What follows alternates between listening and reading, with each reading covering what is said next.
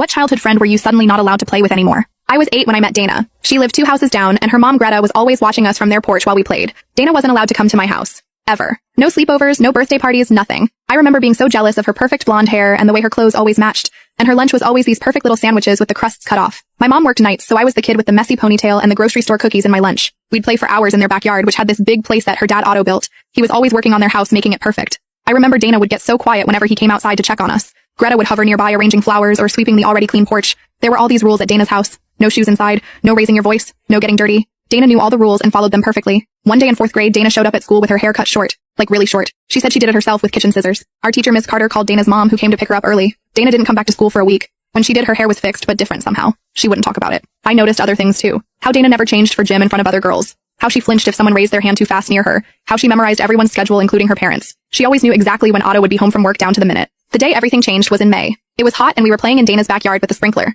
Greta had gone to the store and told us to stay outside until she got back. We got thirsty and Dana said we could sneak inside for popsicles, but we had to be fast and not mess anything up. We tiptoed through their kitchen. Everything was so clean it didn't look like anyone actually lived there. We got our popsicles and were about to go back outside when we heard a car in the driveway. Dana froze. She said it was her dad. He wasn't supposed to be home. She grabbed my arm so hard it hurt and pulled me into the pantry. She closed the door but left it cracked open just enough that we could see out. I started to ask what we were doing, but she put her hand over my mouth. I'd never seen her look so scared. Otto came in and went straight to the cabinet above the fridge. He took out a bottle and poured something into a glass. He drank it fast and poured another. Then the front door opened and a woman came in. It wasn't Greta. This woman had dark hair and was wearing a work uniform like from a restaurant. Otto kissed her in a way I'd only seen in movies grown-ups wouldn't let kids watch. Dana was shaking next to me. They went upstairs and Dana whispered that we needed to get out now. We snuck out the back door and ran to the playhouse at the far end of the yard. Dana was crying but trying not to make noise. She made me promise never to tell anyone what we saw. She said her dad would kill her if he knew we were in the house. I thought she was exaggerating, but something in her eyes scared me. Greta came home about 20 minutes later. The other woman's car was gone by then. Dana and I pretended everything was normal, but I could tell Dana was counting the minutes until I would go home. The next day, Greta called my mom. She said I was no longer welcome at their house. Said I was a bad influence. Said I'd broken rules. My mom tried to defend me, but Greta wouldn't budge. Dana avoided me at school.